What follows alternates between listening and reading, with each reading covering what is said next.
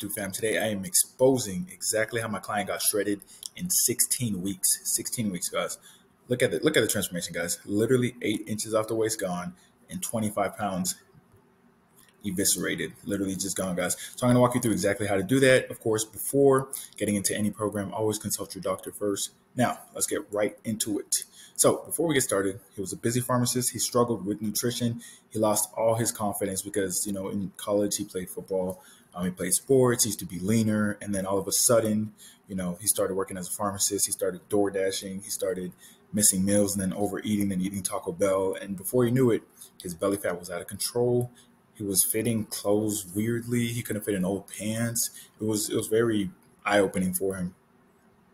So before we get into that, here are the common misconceptions about fat loss and, maintaining your muscle. So a lot of you guys think you can't lose fat fast without fad dieting. A lot of you guys think you can't lose fat and maintain muscle without steroids, which is just not true. A lot of you guys think you have to overdo cardio for the scale to even go down. That's also not true. So here we go. We're getting into it. The volume method, like I said, is the most effective method in my opinion, and it's worked for me and my clients.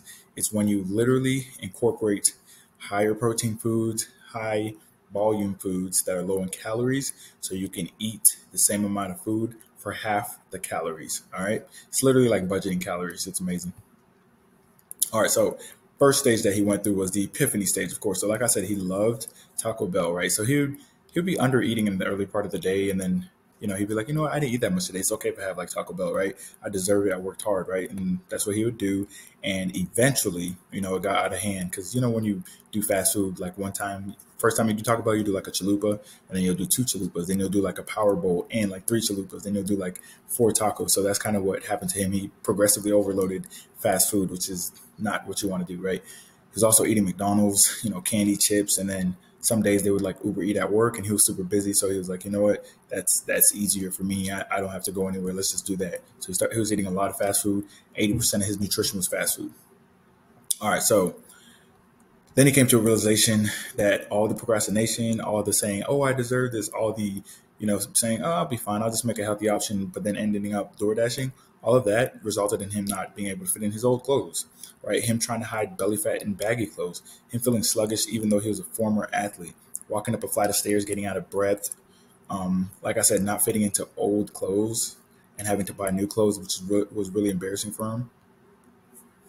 Then you got stage 2, the PRN phase, right? When we start to incorporate exactly what he needed to get to his goals without being over restrictive. All right, so we prioritize strength training like I always do. It's very, very important, guys. Listen.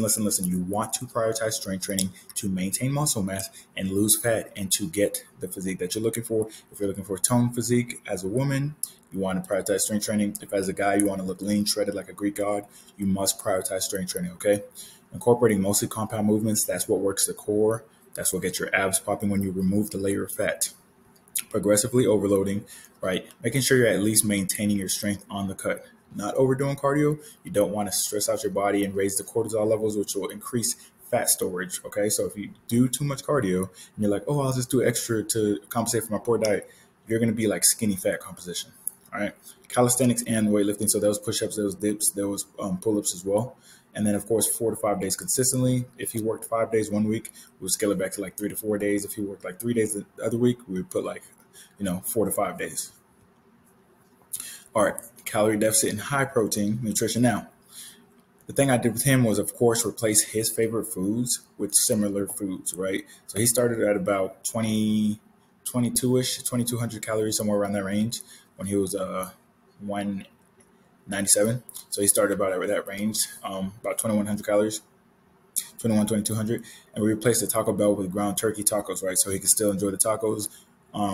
And when you make them at home, it actually tastes better, but they're way lower in calories, like way lower, because they use a different kind of, like at Taco Bell, they probably use like 73-27 beef, which is super high in fat. But at home, you can use 93.7 ground turkey, 93.7 beef, right? So it's way leaner, way less calories, way less saturated fat. And you'll notice way more protein. You'll notice the difference with your physique and how you feel, all right? Instead of eating gummies, candy, he would eat fruits, grapes, berries, things like that, that'll appease your sweet tooth.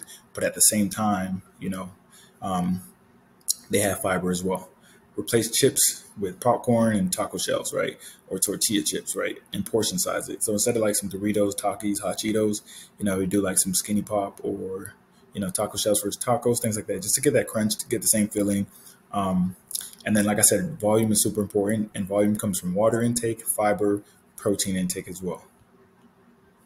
All right, then we got our last stage, the stat phase. So still in a calorie deficit, still eating high protein, right? We incorporated more steps, right? So he started, to run a mile about 3 to 4 times a week because he wanted to get back in athletic shape. Like I said, I don't recommend everybody running. I don't run. I probably ran two 1 mile runs in the past 2 years, but he wanted to get back into shape. He wanted his endurance back from being an athlete. So we incorporated running about 3 to 4 times a week. Then we had some refeed days as well, just to incorporate, just to incorporate to make sure that he was feeling satiated and then able to maintain his diet. Because when you're on a cut for 12 weeks straight, you're probably going to need like a refeed day every once in a while, and you get more energy, you get more strength, and you speed up your metabolism for a couple of days, and you get right back onto it. All right. And of course, prioritizing volume, fiber, protein, and water intake still. All right. And the next step was making it a lifestyle, right? So once you get to your goal, here's the thing, guys. Once we get to our goals, a lot of times we literally revert back to our old habits and expect our goals to just stay. The way you got to your goals was by changing your habits. The way you maintain your goals is by maintaining those changed habits. Now, that doesn't mean that if you lost 10% body fat that you got to continue to eat as if you're trying to lose 10 more. You just have to up your calories slowly. So what we did for him, taught him how to eat on the go. So if he's going to Outback, he's going to like a steakhouse or something like that, know exactly what to get on the menu. And then if he wants to incorporate let's have, drinks and something different for dinner, like sushi or like chicken tenders or something, then, he would put that in on like a weekend. But essentially it was eating clean, lean, 80% of the time, and then kind of eating whatever he wanted to 20% of the time, right? And that's what you do once you get to your goal, not before you get to your goal, all right? And then viewing fitness as a lifestyle, not a fad. So it's something that doesn't go away. So he's still maintaining his results to this day. The fastest way to cut off a lot of your toxic habits is cutting off your toxic friends. Because how many of us have toxic friends who every time you see them, you do toxic things? But if you don't see them, you're fine and you're doing what you need to do, right?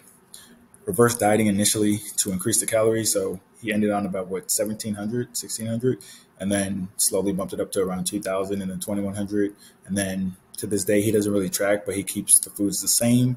And then, like I said, if 20% of the time, he'll eat whatever he wants to. So if he ate good for 3 weeks straight, he'll have a couple of days where he kind of just enjoys himself, eats whatever. All right. So let's summarize exactly what I did to help Luke get absolutely shredded in 16 weeks. So like I said, a sustainable calorie deficit. And then eventually at the end, we made it more aggressive. And then so he can maintain this body, which he's actually leaner than this now. But so he can maintain this physique, we reverse dieted. We focused on compound movements. We taught him how to eat on the go to make it a lifestyle. And we changed instant gratification mindset to delaying gratification to making it a lifestyle, guys. All right, so now that you see exactly the results that Luke was able to get, you already know what I'm going to say. All right. If you're serious about your goals, there's a link in the description. Y'all see the results. You see me 24/7 looking like this. How long have I been lean for? What? Yeah, I just been lean for I've been able to see my abs for the past 4 years easily. Come on, guys. So if you're ready to lock in, you're ready to have a plan, execute, you want to save time because time's our most valuable asset. A lot of times it'll take you 5 years to figure out what a coach knows and what he could teach you in 4 months, right? Because before I got a coach, I spent 6 years just messing around, and then he put everything together for me, and I was like, oh, well, this is what I needed. Then I got results way faster, condensing time because it's our most valuable asset. Anyways, comment, subscribe. Like I said, if you're interested in one-on-one coaching, link is in the bio, guys.